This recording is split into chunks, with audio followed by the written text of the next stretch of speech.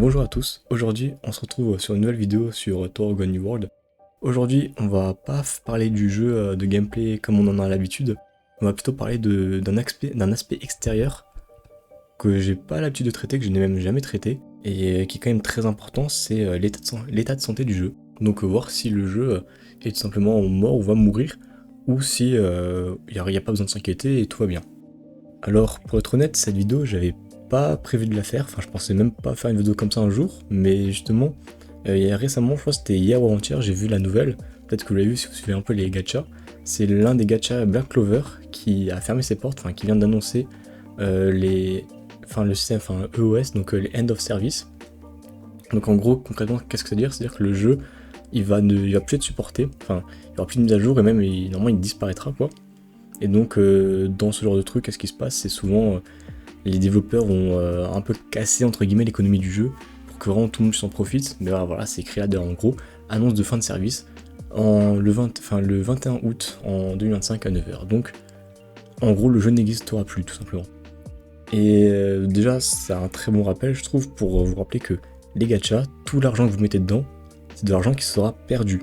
Parce que qu'on le veuille ou non, il y aura forcément un moment où un gacha va fermer, enfin votre gacha va fermer. Il y en a qui tiennent plus longtemps que d'autres, je pense à Big Brave Soul, Dragon Ball Legend ou l'autre, Dokkan Battle, voilà. Mais je veux dire, vos gachas peuvent mourir, et c'est clairement pas le premier à mourir, c'est même comment en fait que des gachas meurent, c'est presque, si on peut dire chaque année, il y en a, je sais pas, 5-6 qui vont mourir et qui vont laisser la place à d'autres gachas, et c'est comme ça, c'est un cycle en fait, c'est l'économie du mode de jeu, Donc voilà, tout ça pour dire que soyez prêts à ce qu'il y ait un monde où peut-être que dans 2 mois, votre compte Tour of God, il n'existe plus. C'est-à-dire que tout votre et max, tout ça, c'est fini.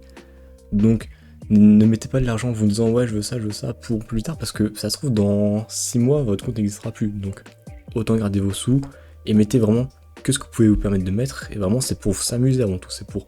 Vous pouvez, je sais pas, vous avez de quoi mettre 50€ dans le jeu, ça n'impactera pas votre vie. Mettez-les, invoquez, faites-vous plaisir. Mais sachez que ces 50€, c'est pire qu'un investissement financier, c'est pire qu'un achat de biens. C'est du plaisir sur le coup, et peut-être pour les 2-3 prochains mois, mais après peut-être qu'il n'y aura plus rien. Et enfin aussi, je voulais parler de ça parce que Black Clover, franchement ça avait été un gacha un peu, même très underground, que vraiment je n'aurais pas touché, j'aurais pas fait de vidéo. Mais Black Clover, c'est un jeu auquel que même moi j'y ai joué. Quand le jeu était sorti, même je sens qu'il y avait une hype et tout le monde attendait la sortie du jeu. J'ai joué les premières semaines, bon moi j'ai pas trop accroché, même si j'aimais bien l'univers. C'est pas non plus un manga que je kiffe de ouf, Black Clover, et le jeu ne m'a pas trop attaché, et même à l'époque je jouais je sais pas si je jouais encore à Genshin Impact ou en Crystal ou peut-être les deux. Enfin en gros j'avais plus trop le temps, j'avais pas le temps de m'investir encore dans un autre gacha, sachant que j'en ai déjà quelques-uns à côté. Donc j'ai pas pris, mais voilà c'est quand même... Bon, après on va pas se mentir, ça faisait ça faisait 3-4 mois qu'ils s'enchaînaient des signaux mauvais, même depuis le début d'année. Et donc on verra après, mais c'est un peu logique, j'ai envie de dire, même si bon voilà, tout est relatif. Donc tout ça pour dire que ça peut vraiment toucher n'importe quel gacha, à part les jeux de Miyoyo par exemple, mais bon ça c'est un autre sujet. Donc pour voir un peu l'état de santé du jeu, on va faire comme tout le monde, c'est-à-dire on va aller sur gacha revenus et voir les revenus des gachas. Bon, les premiers, vraiment faut pas faire attention, c'est un peu les anomalies quoi, de toute façon vous voyez, Weekend Siege Pocket, 80 millions, c'est ce qu'ils ont fait sur le mois, bon...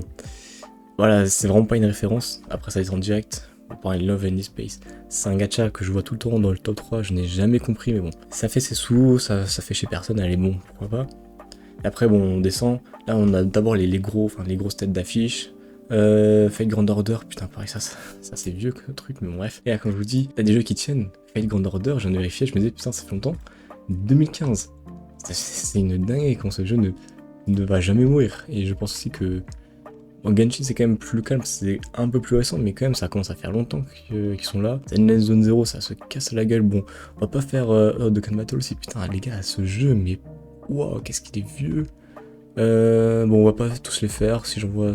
Ah bah tiens, Seven Deadly Sins et Soul Leveling, c'est vraiment 2 autres jeux de Netmarble. C'est intéressant, bon, on se retient de côté, fait 5 millions, 4 millions, 7. Spoiler, ça va être beaucoup plus que ce qu'a fait New World. New World, je crois que, si je me souviens bien, il était top dans les 80, je dirais. Il est, ouais, oh, petit braceau, putain. Voilà, donc déjà, on descend vraiment, ok. Voilà, il est là, 84. Alors, sur le coup, je vous avoue, si tu es en rouge, tu vois que tout le monde a au-dessus de 1 million ou quoi, là, on a 500 000, bon. Déjà, je vous le dis direct, Ne vous mettez pas une pression sur les revenus du gacha, genre vraiment, ne pensez pas à ça, parce que bah, c'est pas votre dos, enfin, ça fait un peu bizarre de dire comme ça, mais ne paniquez pas, enfin bon, je pense que si vous êtes assez grand, ça vous passe au-dessus, mais si jamais franchement, et puis aussi, ouais, la gacha, ce que je veux dire, c'est que c'est en dents de scie, leur revenu. Ça fonction des événements, là on a 1,2 million, et bref, vous allez comprendre. Et encore une fois, je tiens à rappeler que Tower God, c'est une licence qui est très niche comparée à Seven Sins et Solo Leveling, qui sont vraiment des licences très très ouvertes au grand public. Là, au New World, c'est très très centré. Et du coup, si on s'attarde un peu sur la page, donc on va aller voir. Hop, game page. Alors maintenant, c'est devenu un peu nul leur site. Enfin, avant, on pouvait vraiment voir toute la globalité. Mais bon, là, c'est un peu différent. Alors, qu'est-ce qu'on voit? Une baisse, certes. Un petit pic. Et on voit que 600, 500K. Là, pareil, on voit 700. Globalement, le jeu, il tourne entre 500 et 700K par mois. Depuis le 11 novembre. Enfin, le 11 novembre. Depuis novembre, le 11 c'est pour novembre, enfin, faut que j'aille à l'école. Il y a eu des pics, alors on a eu un petit pic à 800K. C'est pas... bon. Moi les 100 000 euros je les prends, mais bon, pour eux, bon, je pense qu'ils les prennent aussi, mais bon, c'est pas un grand pic. Par contre là on a un plus gros pic de 1,2 million, qui tout simplement représente l'arrivée de Gustang, hein, et les 1,5 ans. Et pourquoi on a eu un pic là? Et bah c'est très simple, on va aller dans le download. Et comme vous pouvez voir, on a eu un pic de download à 90 000 téléchargements quoi, sur le mois d'avril. Le mois de mai, assez calme, même un petit peu compliqué, 26 000, bon, 36 000, ouais. On voit que le jeu a un petit peu de mal niveau augment, surtout même à l'anniversaire, qui aurait dû être un pic aussi, on n'en a pas eu tant que ça. Par contre, on voit que leur politique pour attirer les nouveaux joueurs ou que ça, avec le nouveau guide débutant qui est très ouvert, on voit que ça a eu son effet. Et ça a même eu un petit impact de 100 000 $. Maintenant, s'il faut se dire, oui, le jeu, il est plus en forme, il est plus autant en forme qu'à l'époque. On sent quand même qu'il y a une baisse de dynamique, qu'il y a beaucoup de gens qui partent. En fait, on va pas se mentir aussi, ce qui a fait beaucoup de mal, c'est les 1 an de Gustang, enfin les 1,5 ans du jeu, avec l'arrivée de Gustang le premier, en janvier, pardon. C'est une mise à jour qui, ok, on a eu Gustang, mais en vrai était assez décevante niveau récompense. Et même plus on joue, plus on se rend compte que les développeurs, parfois on se demande s'ils en ont vraiment quelque chose à foutre des vétérans quoi. C'est-à-dire que si t'es vétéran et que tu mets pas trop d'argent dans le jeu, t'as l'impression que les développeurs vont un peu te mettre de côté, tu vois, alors que on peut se dire à première vue, oui, mais les cash players, c'est ceux qui font vivre le jeu. Mais ça, c'est complètement faux. Enfin, c'est ne pas connaître le monde des gachas. Le monde des gachas, il y a les gens qui ont payé et qui vont faire vivre directement les développeurs, et il y a les free-to-play qui vont faire vivre indirectement. En fait, les free-to-play, pour avoir les mêmes ressources que les cash players, ils vont jouer beaucoup plus. Et c'est en fait eux qui donnent de la visibilité, enfin qui vont donner des grosses stats au jeu, donc avoir des gens qui y jouent beaucoup. Souvent, c'est même ce genre de gens qui vont poster du contenu sur les réseaux, enfin, non pas du contenu style youtubeur, mais plutôt qui vont aller sur Twitter, dire ah, regardez mes invocations, si, ça, c'est eux qui font vraiment vivre le jeu parce que eux, ils sont passionnés. Eux, tous les jours, ils se lèvent, ils jouent, et ils aiment le jeu, alors que souvent les cash players, alors c'est pas souvent un cas, mais dans les cash players, comme ils ont une plus grande facilité à avoir certaines ressources, ils peuvent se permettre d'être un petit peu plus en retrait. Enfin, je sais pas si vous voyez, mais souvent les gens qui font vraiment vivre la communauté, c'est les free-to-play. Et se mettre à dos les free-to-play, enfin du moins ne pas les respecter, parce que c'est pas eux qui te financent directement, qui alimentent ta caisse directement, c'est se mettre une balle dans le pied. Et souvent, aussi les free-to-play, faut pas se mentir, c'est 80% de ton marché. Tu peux pas te mettre à dos 80% de tes joueurs. Enfin, j'ai pas fait d'études en économie, mais c'est pas viable. Aussi, il faut se rappeler qu'on est sur un jeu qui est pas tenu par des inconnus, c'est quand même Netmarble derrière. Netmarble, c'est la plus grosse entreprise de jeux vidéo mobile en Corée, parce que c'est sud-coréen au cas où si je savais pas. Bon, en vrai, je suis acteur, même moi je savais pas, je pensais que c'était japonais, bon bref. Mais c'est bien sud-coréen, c'est les plus gros. Ils ont plein de jeux comme Arise ou Seven Deadly Sins. Bon, ça, juste au courant quand même. Mais par contre, si je prends Livre Soul, qui est un jeu que j'ai énormément saigné aussi, le jeu a plus de je sais pas combien d'années, et pourtant, eux, pareil, on va dire, ils tapent pas des scores à 10 millions. Là, ok, ils ont eu un petit pic à 1 300 000, sachant que en janvier, il y a eu les célébrations ils font des célébrations sur Brassoul, un peu comme nous, enfin, sur même tous les jeux, mais bon, bref. On est quand même un petit peu au-dessus, mais c'est pas non plus démentiel. Et pourtant le jeu est là, va c'est sur les 10 ans. Putain les 10 ans, faudrait peut-être que je fasse les personnages anniversaires moi.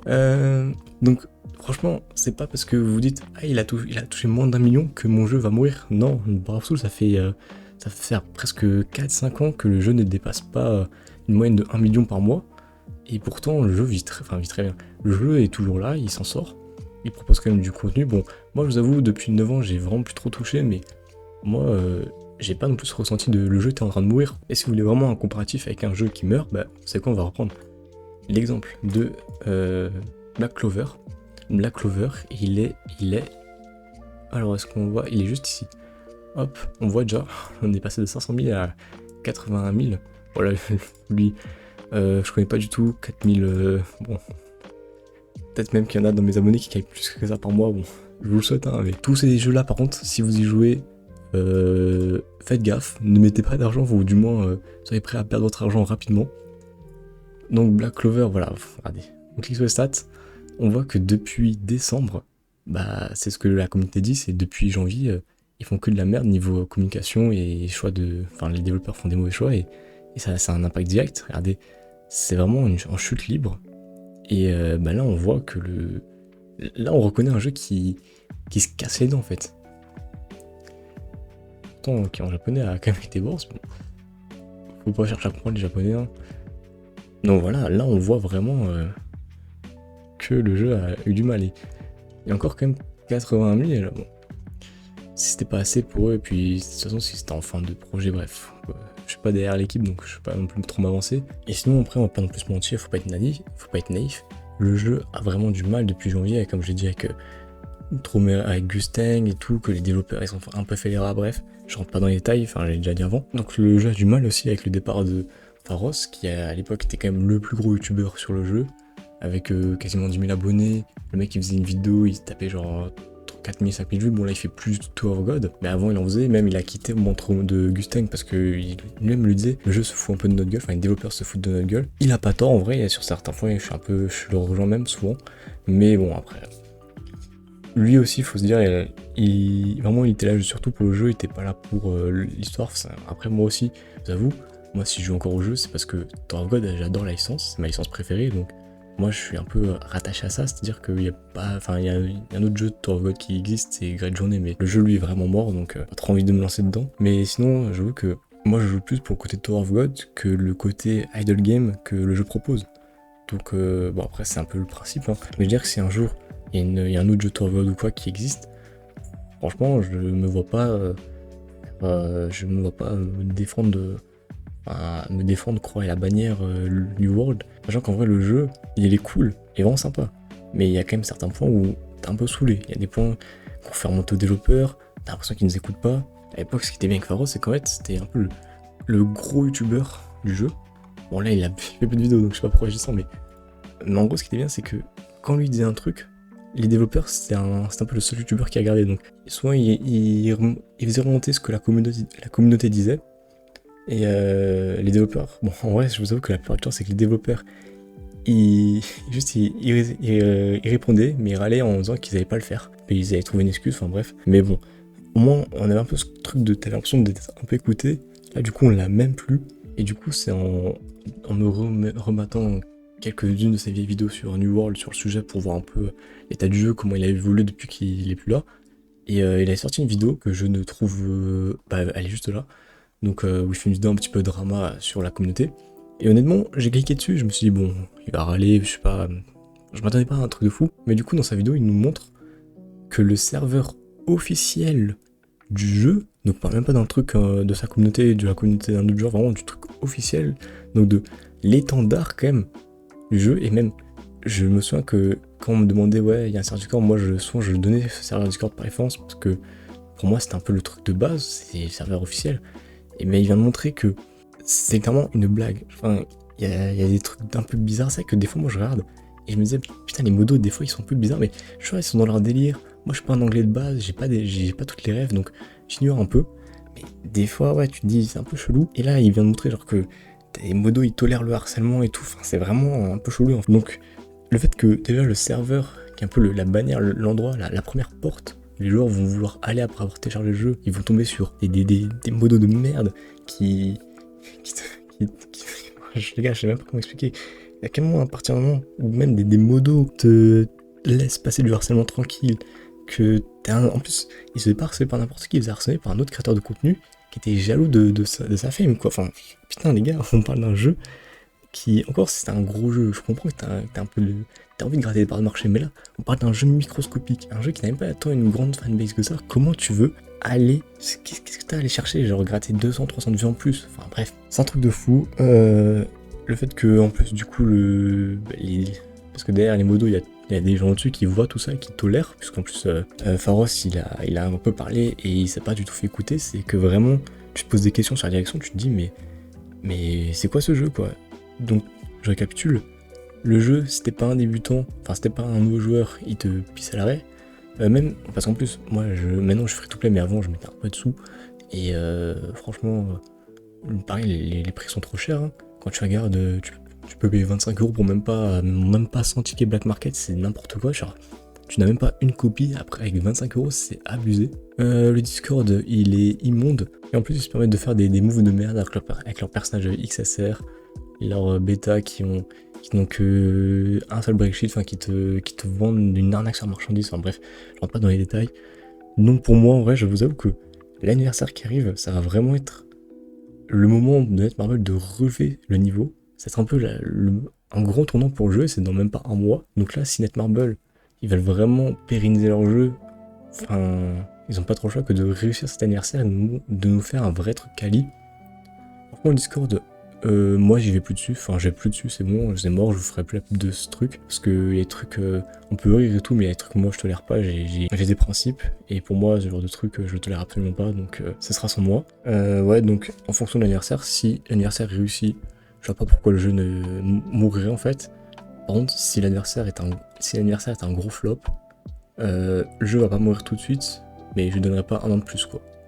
Donc voilà, c'est pas une vidéo hyper joyeuse, hein, de dire que son jeu peut mourir, mais bon, il faut être honnête, le jeu il est pas au port de la mort, mais il est pas non plus en excellente santé quoi. Donc là-bas il est dans le camp de Netmarble. Moi je pense que la communauté elle fait déjà assez d'efforts. C'est à eux vraiment de montrer qu'ils ont envie de poursuivre l'aventure et voir s'ils veulent vraiment poursuivre ou s'ils veulent arrêter et lancer un nouveau gacha. Vous avouez que moi c'était mon premier jeu Netmarble. Et pour l'instant, je suis assez mitigé de l'entreprise. Donc, bon, on verra par la suite, hein, surtout de la fin du jeu, voir ce qu'il en est. Et du coup, encore une fois, ça me permet de vous rappeler que tout ça là, je veux dire, c'est hyper éphémère. Donc, ne mettez pas des sommes conséquentes dans un jeu, surtout si vous n'en avez pas les moyens, sachant que le jeu peut disparaître à tout moment, quoi. Enfin bref, je pense que vous êtes assez grand pour comprendre ça. Je suis pas non plus votre mère ou votre père ou Macron, enfin moi je suis pas là pour gérer votre argent. Faites ce que vous voulez, juste restez maître, amusez-vous, faites-vous kiffer et puis je pense que c'est déjà pas mal. Hein. Bon, je vais pas vous embêter plus longtemps, c'était un peu une vidéo un peu plus courte, un peu bonus on va dire, en attendant la vidéo du week-end. Bon, je vous laisse, bonne ascension et tout, bref, abonnez-vous, likez, abonnez. Vous me faites plaisir, enfin ça me fait trop plaisir, ouais. Allez bon bah, à plus les gars.